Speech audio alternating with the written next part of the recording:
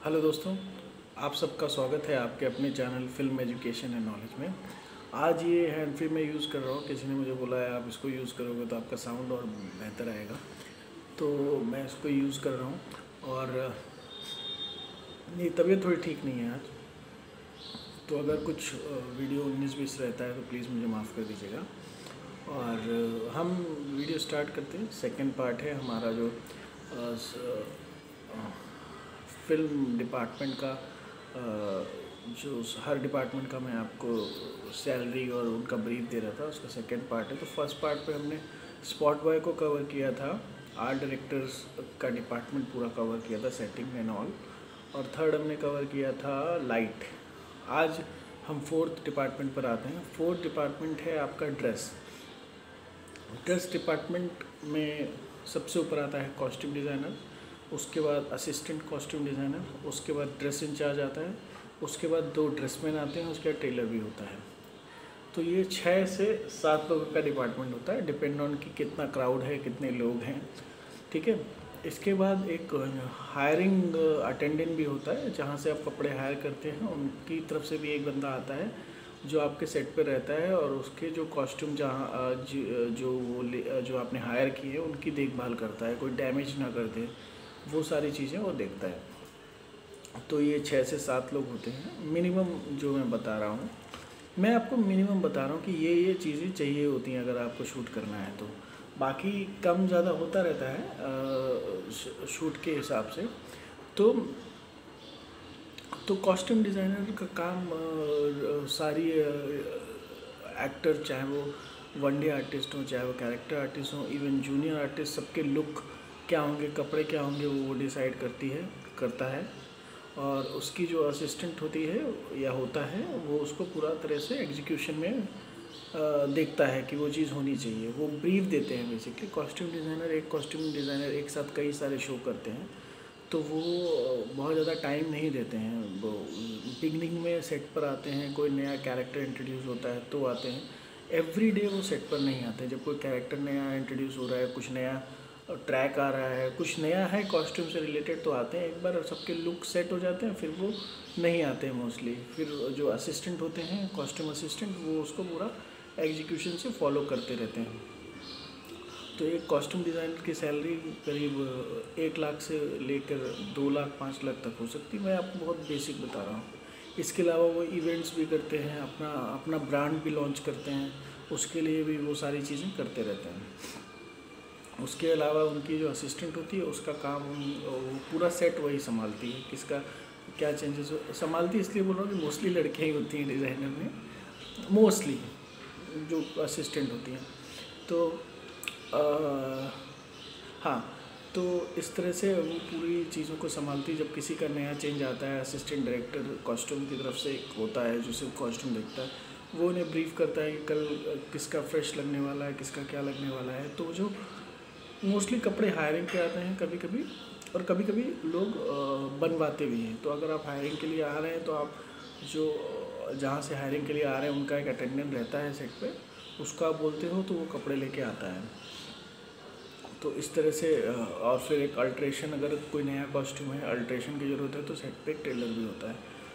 तो इसकी ये काम कॉस्ट्यूम डिज़ाइनर का होता है। उसके बाद उसके नीचे आते हैं ड्रेस इंचार्ज। ड्रेस इंचार्ज का काम होता है आर्टिस्टों को कपड़े देना, उनके जाने के बाद वहाँ से कपड़े कलेक्ट करना, रखना, कपड़ों को आयरन करना, और उसको जो लॉन्ड्री के लिए देना। एवरी डे कपड़े लॉन्ड्री के लिए जाते हैं, एक दिन पहनने के बाद अगले दिन लॉन्ड्री के लिए जाते हैं, और सुबह फिर वो लेकर आते हैं, फिर वो उनको आयरन किया जाता है, फिर उनको आर्टिस्टों को दिया जाता है। ये प्रोसेस होता है। तो उनको लॉन्ड्री के लिए लेके जाना, लेकर आना, वो सारे काम जो ड्रेस इंचार्ज होता है वो करवाता है। उसके नीचे 2 ड्रेस मैन होते हैं, एक आयरन करता है, एक उसकी ड्रेस की एक जगह होती है जहाँ कपड़े आयरन होते हैं, पेटियाँ रखी जाती हैं, कपड़े निकाले जाते हैं, और एक होता है उनको आयरन करने के बाद लेकर जाता है, आर्टिस्टों को देता है, सेट पर रहता है। सेट पर रहने का मतलब जैसे किसी शॉट में आपकी ड्रेस के साथ पर्स लगने वाला है, तो पर्स लेके आर्टिस्ट घूमता नहीं है, वो आपको करना पड़ता है, कैरी करना पड़ता है। जब शॉट लगता है तो वो आपको उनको देना पड़ता है। ड्रेस हो गए, जैसे कोई मोजड़ी है, वो बहुत टफ है पहनना, तो लोग नहीं पहनते, स्लीपर्स पहनते। जब शॉट होता है तो वो मोजड़ी डाल देते हैं। ऐसे मैथोलॉजिकल शो होते हैं, पूरा गेटअप होता है, तो वो सेट पर आपको रखना पड़ता है अपने पास, और जब शॉट होता है तभी वो लोग पहनते हैं। तो ये बेसिक चीज़ें होती हैं। तो इस तरह से ड्रेस वाले काम करते हैं। ड्रेस वालों की सैलरी वही 1200 से 1500 रुपये तक होती है। इंचार्ज की सैलरी 1500 से 2000 तक होती है। तो ये ड्रेस वाले होते हैं। उसके बाद हायरिंग का एक अटेंडेंट होता है, जहाँ से अगर आप कपड़े हायर कर रहे हैं, बनवा नहीं रहे हैं, तो वो जो हायरिंग वाला बंदा है वो सारी चीज़ों को देखता है कि कोई डैमेज तो नहीं हो रहा है, सीन में कोई डैमेज तो नहीं हो रहा है, उसको ख़राब तो कोई नहीं कर रहा है, कपड़े पे कलर तो नहीं डाल रहा है कोई। तो वो सारी चीज़ों को मेक श्योर करता है। अगर कोई डैमेज होता है तो डैमेज का बिल बना के प्रोडक्शन से उसके पैसे भी लेता है। तो वो उसका भी सैलरी लगभग 1200 से 1500 रुपये, 1500 से 2000 के बीच में होता है। 1200 से लेकर 2000, ये डिपेंड करता है शो के ऊपर। अब ड्रेसमैन कितने होंगे, क्या होंगे, वो क्राउड अगर आपका बहुत ज़्यादा है, बहुत सारी चीज़ें हैं, तो वो बढ़ाए भी जाते हैं। तो ये कॉस्ट्यूम का हो गया पूरा सेटअप। इसके बाद आते हैं आप, हाँ, अभी जो मुझे याद आ रहा है मैं बोल देता हूँ, बाद में मैं गो थ्रू करूँगा, कोई छूटा तो नहीं। तो इसके बाद एक डिपार्टमेंट आता है आपका कैमरामैन। कैमरामैन का डिपार्टमेंट बहुत लंबा होता है। उसमें कैमरामैन होता है, ऑपरेटिंग कैमरामैन होता है, एसोसिएट कैमरामैन होता है, फोकस पुलर होता है, असिस्टेंट कैमरामैन होता है, कैमरा अटेंडेंट आते हैं। तो ऊपर से नीचे आते हैं। सबसे पहले कैमरामैन का काम है, डायरेक्टर ऑफ फोटोग्राफी बोलते हैं, डीओपी उसको बोलते हैं, सिनेमेटोग्राफर भी बोलते हैं। तो उसका मेन काम जो होता है वो होता है फील और लुक, वो सारी चीज़ें डिसाइड करता है। बैकग्राउंड का कलर क्या रहेगा वो डिसाइड करता है। इवन कॉस्ट्यूम के कलर भी वो और डिज़ाइनर मिल के डिसाइड करते हैं कि वो मर्ज तो नहीं कर रहा है बैकग्राउंड से। वो सारी चीज़ें ये लोग मिलकर करते हैं। तो ये सारी चीज़ें वो लोग मिलकर करते हैं। इसके अलावा लाइटिंग कैसा रहेगा, ग्लॉसी रहेगा, थोड़ा सा डार्क रखना है, कैसा करना है, क्या करना है, वो सब क्रिएटिव और डायरेक्टर और कैमरामैन मिलकर डिसाइड करते हैं। इसके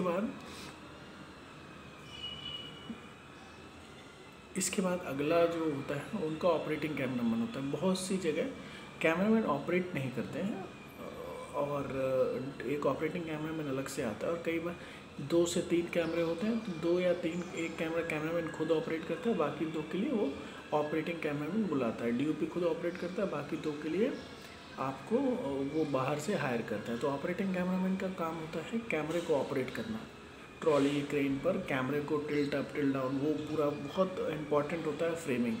तो ऑपरेटिंग करने के लिए दिमाग भी चाहिए होता है आपको, बहुत शार्प दिमाग चाहिए होता है, क्योंकि आर्टिस्ट मूवमेंट कर रहा है, उसको टाइम पर फॉलो करना, कहाँ किस टाइम पर पैन करना है, किस टाइम पे फोकस करना है, वो टेक्निकल चीज़ें होती हैं, धीरे धीरे आप सीखते हो।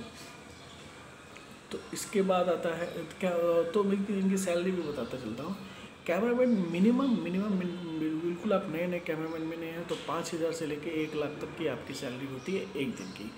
और एक कैमरामैन एक साथ कम से कम 3 से 4 शो करता है। वो आता नहीं है सेट पे, कभी कभी मेन सीक्वेंस होता है, डिज़ाइनर आर्ट डायरेक्टर की तरह ही उसका रहता है कि वो जब इम्पॉर्टेंट कुछ सीक्वेंस होते हैं तभी कई बार आते हैं, लाइटिंग वाइटिंग देख कर कई बार चले जाते हैं, ऑपरेट करते भी नहीं हैं। तो बड़े बड़े कैमरामैन एक साथ कई सारे शो कर रहे हैं, उनकी सैलरी भी 50,000 पर डे की होती है, जब वो आते भी नहीं है तब भी।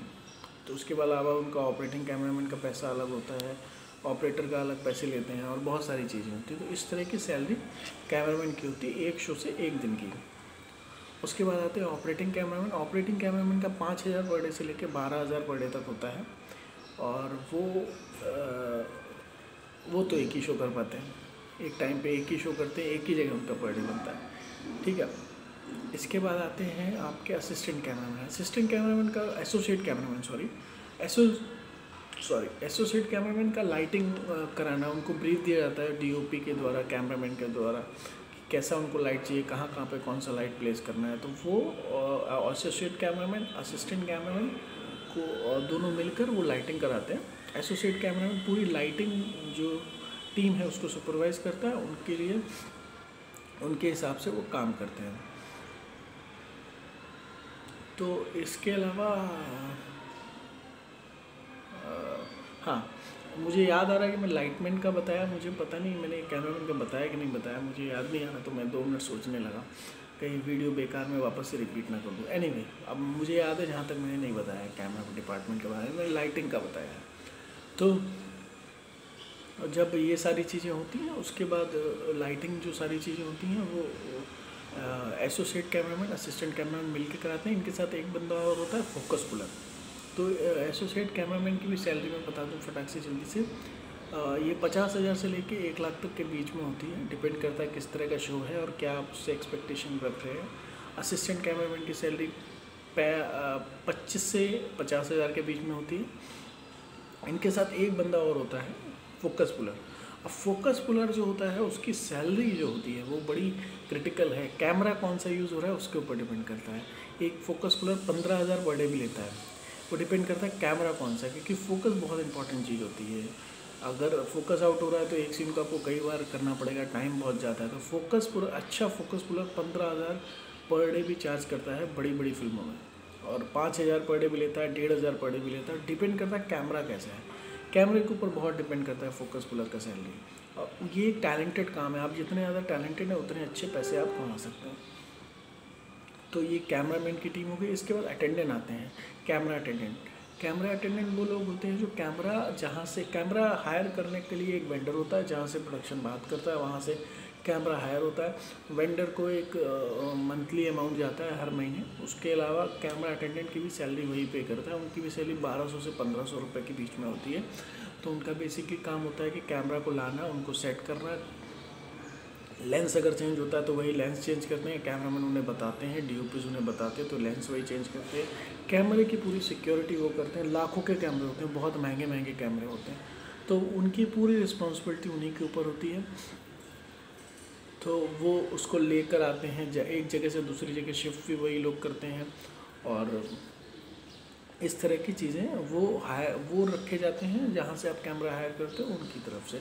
उनकी सैलरी 1200 से 1500 रुपये के बीच में होती है, 1500 से 2000 के बीच में हो सकती है। उनमें भी एक इंचार्ज होता है, 2 अटेंडेंट होते हैं। इसके अलावा साउंड का जो सेटअप आता है उसके लिए भी एक अटेंडेंट आता है, और सब मोस्टली एक ही जगह से हायर होता है। एक ही वेंडर होता है जो कैमरा और साउंड आपको प्रोवाइड करता है। तो वहाँ से आता है और चीज़ें सारी सेट करते हैं वो लोग आके। सुबह सुबह कहाँ से कैमरा कहाँ लगना है वो लगाते हैं, लेंस वो लोग चेंज करते हैं। कैमरा से रिलेटेड सारी चीज़ें करने के लिए अटेंडेंट होता है, पूरी उनकी रिस्पॉन्सिबिलिटी होती है। अगर आपको तरापे पे कैमरा भेजना है, मतलब टॉप से शॉट लेना है, तो कई बार वो लोग मना भी कर देते हैं। आपको उन्हें कन्विंस करना पड़ता है कि आप तरापे पे कैमरा भेजो, क्योंकि अगर कुछ होगा तो अटेंडेंट ही रिस्पॉन्सिबल होता है। तो इस तरह से चीज़ें होती हैं। तो ये कैमरा डिपार्टमेंट हो गया। कैमरा डिपार्टमेंट के बाद आता है एक और डिपार्टमेंट, आता है प्रोडक्शन डिपार्टमेंट आता है। प्रोडक्शन डिपार्टमेंट में नीचे से ऊपर चलते हैं, एक एक बंदे के बारे में बताता हूँ। सबसे नीचे होता है रनर। रनर मोस्टली अब कोई रखता नहीं है, जो आपका स्पॉट इंचार्ज होता है उसी से लोग रनर का काम कराते हैं। रनर का काम होता है जो शूट हो जाता है, चिप या टेप को लेना, सेट से लेकर स्टूडियो जहाँ पे एडिट हो रहा है वहाँ लेकर जाना, ये सारी चीज़ें होती। और भी बहुत सारी चीज़ें, अगर शूट के लिए कुछ अर्जेंट चाहिए, चीज़ें चाहिए, तो वो जाकर कोऑर्डिनेट करके लेकर आता है और लेकर जाता है। उसकी सैलरी 5,000 से 15,000 तक हो सकती है। दूसरा उसके ऊपर आता है प्रोडक्शन मैनेजर। प्रोडक्शन मैनेजर का काम होता है सेट पर रहना। सेट शूटिंग किसी भी वजह से 1 सेकंड के लिए भी रुकनी नहीं चाहिए, ये उसका बेसिक काम होता है। फॉर एग्ज़ाम्पल, कैमरा ख़राब हो गया, अगर कैमरा ख़राब हो गया तो कैमरे को जल्दी से ठीक करना, या ये कॉल लेना, चलो ये कैमरा ख़राब हो गया, क्या मुझे दूसरा कैमरा मंगाना चाहिए। तो वो अपने सीनियर्स को बोलता है कि सर ये कैमरा ख़राब हो गया, टाइम बहुत बर्बाद हो रहा है, दूसरा मंगाइए। या जनसेट में डीजल है कि नहीं है, वो सारी चीज़ें वो चेक करता है। अगर शूटिंग एक्सटेंड हो रही है तो सबके लिए खाना मंगाना, बसेस मंगाना, बस मंगानी पड़ती है, आपको घर छोड़ना पड़ेगा अगर आप 2 बजे के बाद या 12 बजे के बाद तक शूट कर रहे हो तो पूरी यूनिट को घर छोड़ना पड़ता है। तो उसके लिए बस मंगाना, बोलना पड़ता है कि भाई आज बस लगेगी, आज खाना लगेगा, शूट एक्सटेंड हो रही है, सेट में किस आर्टिस्ट की वजह से डिले हो रहा है, वो सब चीज़ें वो कोऑर्डिनेट करता है। इसके अलावा एक ऑडिटर भी होता है जो रनर के बाद होता है। वो ऑडिटर वही होता है, सब आते हैं तो साइन करवाता है, वो भी प्रोडक्शन का बंदा होता है। अकाउंटेंट होता है, अकाउंटेंट का नॉर्मल जो हर जगह काम होता है वही यहाँ भी होता है। वो सुबह से शाम तक, सुबह पैसे लेके आता है, रात में वापस एक बार पैसे लेके आता है, वो बेसिक काम वो करता है। तो प्रोडक्शन मैनेजर का काम यही है, शूटिंग स्मूथली चले, टाइम पर रोल हो जाए, 9 की शिफ्ट में 9:30 बजे 9:15 तक रोल कराना उसका काम है। सारी चीज़ें प्रोवाइड कराना डायरेक्टर को, डायरेक्शन टीम को, ये उसका काम होता है। अगर कोई रिक्वायरमेंट चाहिए लास्ट मिनट में तो उससे बोला जाता है, वो इंचार्ज को बोलता है, स्पॉट इंचार्ज को या रनर को बोलता है, वो जाके लेके आते हैं। तो प्रोडक्शन मैनेजर का काम सेट को पूरी तरह से चलाना है होता है। उनकी सैलरी 15,000 से लेकर 25,000 के बीच में होती है। उसके बाद होता है controller, production controller. Production controller का काम जो प्रोडक्शन मैनेजर सेट पे रह के करता है, प्रोडक्शन कंट्रोलर का नाम है प्रोडक्शन कंट्रोलर का सेम काम है, शूटिंग स्मूथली कंडक्ट कराना उनका काम है, लेकिन वो बाहर से कराते हैं। बाहर से कराने का मतलब सीन में वैनिटी मंगाना, मेकअप रूम सबके लिए प्रॉपरली होने चाहिए, जितने आर्टिस्ट आ रहे हैं उनके मेकअप रूम कितने होने चाहिए, लाइट का कनेक्शन करा के देना, वैनिटी का कनेक्शन करवा के देना, वो सारी चीज़ें वो देखते हैं, मेक श्योर करते हैं। सीन में कोई चीज़ लगने वाली है तो वो टाइम पर आ जाए, ठीक है, शूटिंग टाइम पर रोल हो जाए, किसी आर्टिस्ट का कोई कॉल टाइम है वो लेट तो नहीं हो रहा है, टाइम पर पहुंच रहा है कि नहीं पहुंच रहा है, वो चीज़ें सब फॉलोअप करते हैं। उसका काम शेड्यूलर और ईपी का होता है, बट वो भी फॉलोअप करता है ताकि किसी तरह से कोई डिले ना हो। तो प्रोडक्शन मैनेजर सेट पे रहता है, प्रोडक्शन कंट्रोलर बाहर की सारी चीज़ें देखता है। लोग इनवाइस लेके आते हैं उसके पास, वो इनवाइस पास करता है, रिजेक्ट करता है, फिर वो हेड के पास जाते हैं। तो वो सारी चीज़ें पैसे से लेके डेली कितने पैसे लगने वाले हैं, क्या लगने वाले हैं, वो सब वो एक रिटर्न में अपने जो सीनियर्स हैं, सुपरवाइजिंग प्रोड्यूसर्स, उनको देते हैं कि इतना खर्चा कल है, या ये जो भी चीज़ें हैं वो कोऑर्डिनेट करते हैं, क्या रिक्वायरमेंट है क्रिएटिव के साथ वो सारी चीज़ों को वो देखते हैं और उसको फॉलोअप करते हैं। तो ये प्रोडक्शन मैनेजर का काम होता है। प्रोडक्शन मैनेजर के ऊपर आता है शेड्यूलर। शेड्यूलर का काम होता है शूटिंग का शेड्यूल बनाना।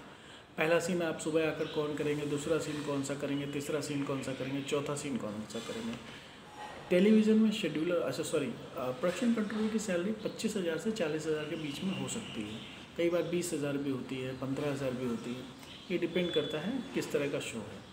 तो 40,000 45,000 तक एक प्रोडक्शन कंट्रोलर की सैलरी होती है, नॉर्मल ये सैलरी है।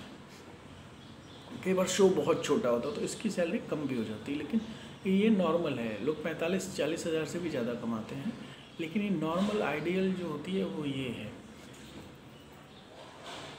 और इसके बाद आता है शेड्यूलर। शेड्यूलर का काम जो होता है वो शेड्यूल बनाना होता है। पहला सीन कौन सा करेंगे, दूसरा सीन कौन सा करेंगे, तीसरा सीन कौन सा करेंगे, चौथा सीन कौन सा करेंगे। उसके हिसाब से आर्टिस्टों को कॉल टाइम देना। आपका पहला सीन है तो आपको इतने बजे आना है, आपका दूसरा सीन है तो आपको इतने बजे आना है, आपका तीसरा सीन है तो आपको इतने बजे आना है। डायरेक्शन टीम को या पूरी यूनिट को शेड्यूल बांटते हैं, वही बताता है कि भाई आज इतने आर्टिस्ट लगने वाले हैं। कंट्रोलर को वही बताता है कि आपको एक मेकअप मैन बढ़ाना पड़ेगा या आप एक मेकअप मैन कम कर सकते हो, आपको वैनिटी मंगाना पड़ेगा कि नहीं मंगाना पड़ेगा, वो सारी चीज़ें शेड्यूलर बताता है। आर्टिस्ट को कॉल टाइम देना, आर्टिस्ट से सारे कोऑर्डिनेशन वो करता है। कोई नई कास्टिंग अगर आ रही है तो कई बार वो खुद बताता है क्रिएटिव को कि ये कास्टिंग कर लो, क्योंकि मैं इसका सीन कल लगा रहा हूँ। फिर वो लोग आपस में बातचीत करते हैं। कई बार कास्टिंग नहीं हो पाती तो वो उसको बोलते हैं कि सीन आप आगे शिफ्ट कर दो। कई बार डायरेक्टर बोलता है कि ये सीन इतने मिनट, इतने घंटों, इतने टाइम में नहीं हो पाएगा, आप शेड्यूल चेंज करो। कई बार कुछ कॉल लेने पड़ जाते हैं, कोई आर्टिस्ट लेट हो गया किसी वजह से, कुछ 19-20 हो गया, तो वही कॉल लेता है अपने सीनियर से डिस्कस करके कि क्या करूँ, मैं शूटिंग एक्सटेंड करूँ या सीन चेंज करूँ। तो वो ही सारा रिस्पॉन्सिबल होता है कि फुटेज मेक श्योर करता है कि 15 से 20 मिनट या 25 मिनट अगर आप डेली शूट कर रहे हो तो निकल के आए, कितने कैमरे मंगाने चाहिए, क्या मंगाने चाहिए, उसमें बहुत बड़ा रोल उसका होता है। शूटिंग किस तरह से होगी, कौन सा सीन पहले होगा, क्या होगा, पूरी उसकी प्लानिंग जो शेड्यूलर होता है वो करता है। उसके ऊपर होता है एग्जीक्यूटिव प्रोड्यूसर। एग्जीक्यूटिव प्रोड्यूसर का काम मोस्टली जो शेड्यूलर का काम होता है उससे एक स्टेप ऊपर होता है। उसको मंथली जो इन्वेस्टमेंट है आर्टिस्टों के ऊपर वो उसको मैनेज करना होता है।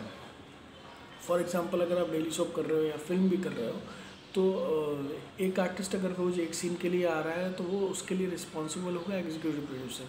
तो जो महंगे आर्टिस्ट हैं जिनका पर डे 1 लाख या 5 लाख पर डे है या 10 लाख पर डे है, तो ईपी को मेक श्योर करना पड़ता है कि ईपी और शेड्यूलर को मेक श्योर करना पड़ता है कि वो एक दिन आए तो उनका सारा काम ख़त्म हो जाए। ऐसा नहीं हो कि एक सीन के लिए वो आर्टिस्ट आ रहा है तो बहुत महंगा पड़ेगा वो उनको। तो अगर वो इतने बड़े बड़े आर्टिस्टों को बुलाते हैं तो उनका काम एक साथ ख़त्म करने की कोशिश करते हैं। ताकि जो आर्टिस्ट का मंथली बजट है या ओवरऑल जो आर्टिस्ट का बजट है, जो एक प्रोजेक्ट का बजट होता है, वो ओवर बजट ना हो। आर्टिस्ट से रिलेटेड जो आर्टिस्ट का बजट है वो ओवर बजट ना हो, वो काम होता है ईपी को मेंटेन करना, ईपी को मेक श्योर करना। वो डायरेक्टर से कोऑर्डिनेट करता है। कई बार कैसे सीन उस होते हैं जिसमें वो बोलता है आप इसका डीपी उसको लो, मैं कल इसके क्लोज के लिए इसको दे दूँगा आपको। तो इस तरह से ईपी उससे बात करता है, ईपी उससे डील करता है। तो आर्टिस्ट से रिलेटेड बजट मैनेजमेंट का काम ईपी का होता है। वो स्क्रिप्ट भी पढ़ते हैं, वो कई बार स्क्रिप्ट भी चेंज कराते हैं कि अगर इस लोकेशन पे अगर ये आर्टिस्ट को आप रखोगे तो इसको मुझे एक सीन के लिए बुलाना पड़ेगा, आप इसको हटा दो इस सीन से, कोई रीज़न दे दो, कोई रीज़नेबल रीज़न दे के उसको सीन से हटा दो। बजट को किस तरह से कंट्रोल करना है आर्टिस्ट के पर्सपेक्टिव से, वो ईपी डिसाइड करता है। और वो आगे कोऑर्डिनेट करता है क्रिएटिव्स को, डायरेक्टर्स को, इवन राइटर को भी कि आप स्टोरी इस तरह से ना लिखिए कि हमको इसका खर्चा बढ़ जाए। तो ये बेसिक काम ईपी का होता है। इसके बाद आता है सुपरवाइजिंग प्रोड्यूसर, लाइन प्रोड्यूसर। वो हर जगह अलग अलग होता है। कई बार सुपरवाइजिंग प्रोड्यूसर, लाइन प्रोड्यूसर का ऑलमोस्ट काम एक जैसा होता है। तो ये जो सारी चीज़ें जो भी मैंने बताई हैं, रनर से लेके ईपी तक, ये सारे कॉल जो होते हैं, बड़े बड़े कॉल, वो सारे कॉल सुपरवाइजिंग प्रोड्यूसर लेता है। फॉर एग्ज़ाम्पल अगर शिफ्ट बढ़ानी है, शिफ्ट बढ़ेगी कि पैकअप होगा, ये कॉल सुपरवाइजिंग प्रोड्यूसर का होगा। हालांकि वो भी उसके जो सीनियर्स हैं, कमर्शियल हेड्स हैं, हेड ऑफ ऑपरेशन है, उनको फ़ोन करके बता देते हैं कि आज मैं शिफ्ट नहीं बढ़ा रहा हूँ या आज मैं शिफ्ट बढ़ा रहा हूँ, क्योंकि पैसा वहीं से आता है। कंट्रोलर जो इनवाइस साइन करता है कि ओके करता है, जो भी डेली इनवाइस होता है, तो उसको जो पास करते हैं ना, उसको जो पास करते हैं, बिल पास करते हैं, अगर कंट्रोलर का साइन है, उसके बाद सुपरवाइजिंग प्रोड्यूसर उसको साइन करता है, तो वो आपका पैसा आप क्लियर हो जाता है। वो जाके आप अकाउंटेंट से ले सकते हो।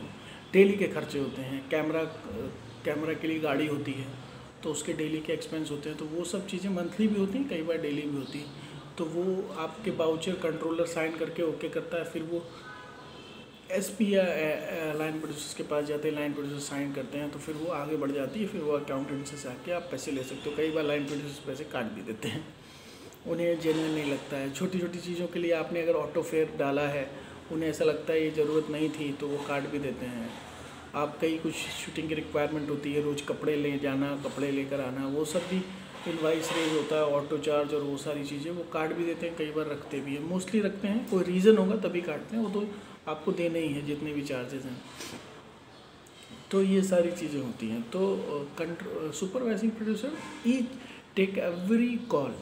सुपरवाइजिंग प्रोड्यूसर के जिस तरह से नाम से पता चल रहा है, वो सुपरवाइज ही करता है पूरा। एक्टर कौन सा एक्टर कितने दिनों के लिए आ रहा है, क्या हो रहा है, शूटिंग अगर फुटेज सिर्फ 12 मिनट है तो क्या शूटिंग लगानी है, नहीं लगानी है, शूटिंग शूट करना है, नहीं करना है, हर कॉल उसका ही होता है। फाइनल डिसीजन उसका ही होता है। सेट पर हर चीज़ का वो डिसीज़न लेता है कि भाई वैनिटी अगर आएगी तो एक्स्ट्रा आएगी या नहीं आएगी, या इसी जितनी भी आपके पास सोर्सेज मौजूद हैं इनमें मैनेजमेंट होगी। तो ये इसके अलावा ऑफिस में भी 2 या 1 लोग होता है जो कमर्शियल हेड या हेड ऑफ ऑपरेशन होता है। वो ओवरऑल एक शो को नहीं, उस प्रोडक्शन हाउस में चल रहे 4 से 5 शोज़ को देखता है। सॉरी, मैं थोड़ा सा इनका पेमेंट बताना भूल गया हूँ। शेड्यूलर का पेमेंट 40,000 से लेकर 65,000 तक होता है। ईपी का पेमेंट 50,000 से लेकर 70 या 75,000 तक होता है। इसके अलावा सुपरवाइजिंग प्रोड्यूसर का पेमेंट 1,25,000 से लेकर 2 लाख या 2.5 लाख तक होता है। इसके अलावा कमर्शियल हेड जो होता है, जो एक साथ कई शो करता है, वो 2 लाख से लेकर 5 लाख पर मंथ लेता है। तो वो ऑफिस में रहता है। वो कभी कभी सेट पे आते हैं जब कुछ नया कुछ होने वाला होता है, तो वो एक शो नहीं काफ़ी सारे शोज़ का बजट हैंडल करते हैं। चैनल से निगोशिएशन उनका होता है बजट को लेके। आर्टिस्ट जब फाइनलाइज होता है तो उसके मैनेजर के साथ या आर्टिस्ट के साथ भी वही डील करते हैं कि कितना बजट उसको देना है। एग्रीमेंट्स जो होते हैं आर्टिस्टों के, और वो सारी चीज़ें भी वही डील करते हैं, वही बनाते हैं। तो ये उनका काम होता है, ये प्रोडक्शन का काम हो गया। अब देखिए वीडियो 24 मिनट के आसपास का हो गया है, तो मैं इसको 30 मिनट से ऊपर नहीं करूँगा। अगर होता है ख़त्म तो मेरे हिसाब से नहीं हो पाएगा, तो इसको यहीं रोक दें, क्योंकि बहुत लंबा वीडियो हो के भी मतलब नहीं है। तो 24 मिनट का वीडियो हो गया है, तो इसको मैं यहीं रोक रहा हूँ। नेक्स्ट वीडियो में इसके आगे बात करेंगे। Thank you very much.